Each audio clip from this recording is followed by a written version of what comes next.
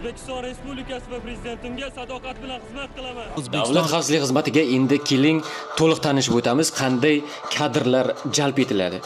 Ular asosan davlat tilini mukammal bilgan, shuningdek xorijiy tillardan kamida 2 ta tilni yaxshi o'zlashtirgan va o'z ustida ishlay oladigan, intiluvchan, yuqori salohiyatli, shuningdek mantiqiy savollarga to'g'ri javob bera oladigan bir so'zli, kuchli, mard O'zbekiston Respublikasi fuqarolari jalb etiladi. Shuningdek, siz alohida e'tibor qaratadigan joy, ya'ni oliy ma'lumotga ega bo'lishingiz, harbiy muddatli yoki ma'lum turdagi harbiy xizmatni o'tagan bo'lishingiz shart va shundan so'ng bu tizimdagi harbiy xizmatga qabul qilinishingiz mumkin, albatta bir nechta chig'iriqlardan o'tganingizdan so'ng.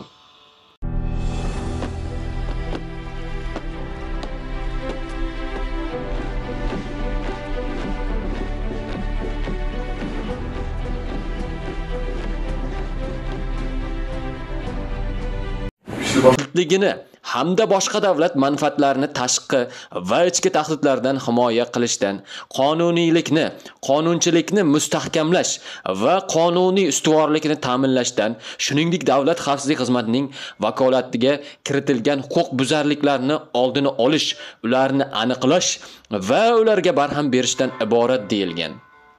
Davlat xavfsizlik xizmati davlat manfaatlarining tashqi hamda ichki tahdidlardan himoyalanganlik holati bo'lib, O'zbekiston Respublikasining barqaror rivojlanishini hamda fuqarolarning konstitutsiyaviy huquqlari va erkinliklari ro'yobga chiqarilishini ta'minlaydi.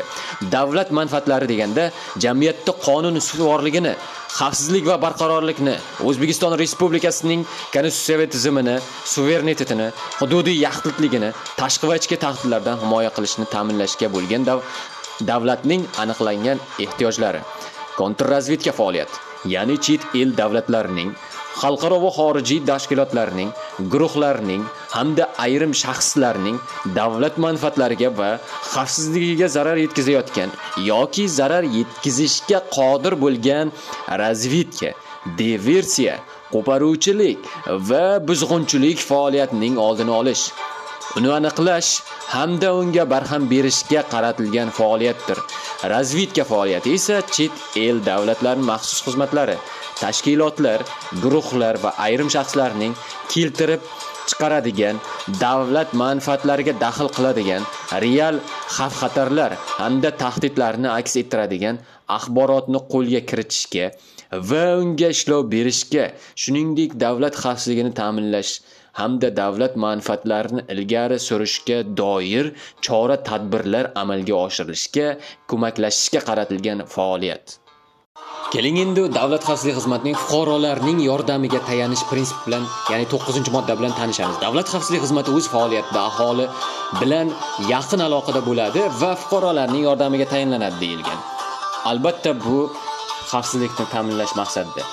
Yagonalik prinsipi. Davlat xavfsizlik xizmati davlat xavfsizlik xizmati raisi rahbarlik qiladigan yagona markazlashtirilgan tizim hisoblanadi va davlat xavfsizlik xizmati raisi o'z faoliyatini amalga oshirishga bevosita O'zbekiston Respublikasi prezidentiga bo'ysunadi. Davlat xavfsizlik xizmati tizimi, ya'ni xavfsizlik xizmati tizimi davlat xavfsizlik xizmatining markaziy devoni. Davlat xavfsizlik xizmatining Qoraqalpog'iston Respublikasi, viloyatlar va Toshkent shahri bo'yicha boshqarmalari, ularning tumanlar, shaharlar bo'yicha bo'limlari, bo'linmalari, davlat xavfsizlik xizmati chegara qo'shinlari va davlat xavfsizlik xizmatining zimmasiga yuklatilgan vazifalarni bajarish uchun tashkil etiladigan boshqa organlardan iborat bo'ladi. Ya'ni shaxslarni tayinlash va lavozimdan ozod etilish to'g'risidagi qonun bilan tanishgan 16-moddasiga e'tibor beramiz. Davlat xavfsizlik xizmatiga O'zbekiston Respublikasi prezidenti tomonidan lavozimga tayinlanadigan va lavozimdan ozod etiladigan raislik, ya'ni rais boshchilik qiladi. O'zbekiston Respublikasi prezidentining davlat xavfsizlik xizmati raisini tayinlash va lavozimidan ozod etish to'g'risidagi farmonlari O'zbekiston Respublikasi Oliy Majlisi Senat tomonidan tasdiqlanadi. Davlat xavfsizlik xizmati raisining O'zbekiston Respublikasi prezidenti tomonidan lavozimga tayinlanadigan va lavozimdan ozod etiladigan o'rinbosarlari bo'ladi.